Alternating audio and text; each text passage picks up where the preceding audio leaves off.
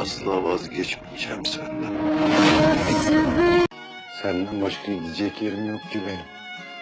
İstemiyorum seni. Sen nereye? Ben oraya. Beni yaktı beni, yaktı beni, yaktı beni. Oldu yürek yarası bu gönül.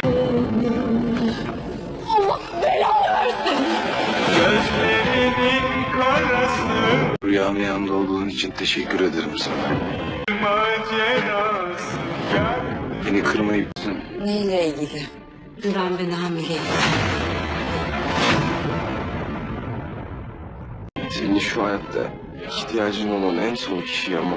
Güveneyle tebriklerimi iletir. علي يتجاهل حياته ليضمن تمسكها بالحياة، لكن رؤيا انقلبت الآن ضده وضد والدتها شيبنام.